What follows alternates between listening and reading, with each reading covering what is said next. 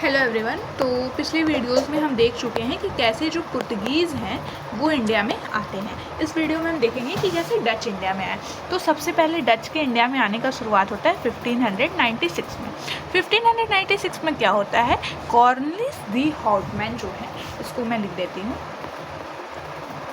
Cornelis de हॉटमैन, ये कहाँ पहुँच रहे हैं, सुमात्रा। सुमात्रा कहाँ है, इंडोनेशिया में है।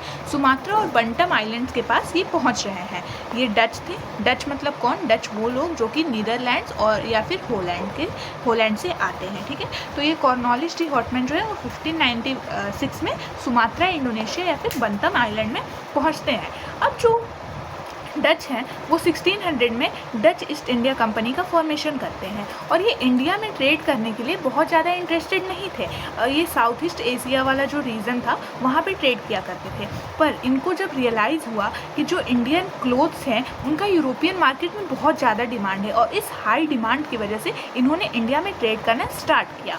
तो 1605 में ये पहली फैक्ट्री लगा रहे हैं, कहाँ, इंडिया के मसूलीपट्टनम में। और ये अपने फेमस क्यों थे, इनकी कह सकते हैं कि कुछ इम्पॉर्टेंट बातें तो वो ये थी कि इनके जो शिप्स हुआ करते थे, जो पुर्तगीज़ होते थे उनके कैनन माउंटेन शिप्स और लार्ज हुआ करते थे, जबकि इनके स्ट्रॉन्ग होते थे, लाइट होते थे और फ्लूटी मतलब थोड़े स्मॉल शिप्स होते थे जो काफ़ी स्पीडी मैनर में चलते थे। ओके, उसके बाद 1610 आता है। 1610 में क्या होता है, ये पुलिकट को लेते हैं और पुलिकट को अपना हेड क्वार्टर बना लेते हैं। इसी पुलिकट में ये मिंट करना शुरू करते हैं गोल्ड कॉइन्स, और इस मिंट करे हुए गोल्ड कॉइन्स को क्या कहा जाता था, पगोडा कहा जाता था। तो मतलब ये कॉइन्स मिंट करना शुरू करते हैं जो कि गोल्ड के होते थे, जिन्हें हम पगोडा कहते हैं। उसके बाद आता है हमारे पास 1658। 1658 में ये फैक्ट्री लगाते हैं नागापट्टिनम में और इसको अपना स्ट्रॉन्ग होल्ड मान लेते हैं साउथ इंडिया में। ये तीन जगह इनके लिए काफ़ी प्रोमिनेंट था। एक मसूलीपट्टनम जहाँ पे फर्स्ट फैक्ट्री लग रही है, 1658 में नागापट्टिनम में दूसरी फैक्ट्री लग रही है, और ये जो पुलिकट था जिसको ये अपना हेडक्वार्टर बनाते हैं, ठीक है। अब इनका ट्रेड करने का तरीका क्या था, तो ये कार्टल या फिर कॉपरेटिव सिस्टम मतलब ग्रुप्स में आकर के ट्रेड किया करते थे। और ये ट्रेड किस किस में करते थे, सिल्क में, कॉटन में, राइस, इंडिगो, ओपियम। तो ये कुछ इंपॉर्टेंट चीज़ें हैं जो हमें ध्यान रखने की बात है कि सिल्क, कॉटन, राइस, इंडिगो और ओपियम में ये ट्रेड किया करते थे।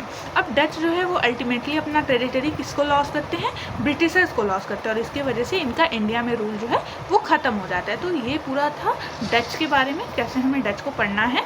अब हम देखते हैं कि इनका इनका तीन मेजर क्या क्या था।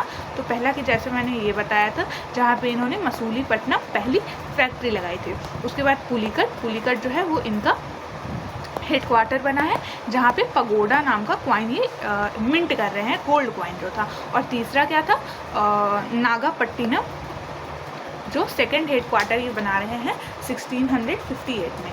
तो this was all for this video. अब in next video we will discuss about the Britishers in India. Thank you.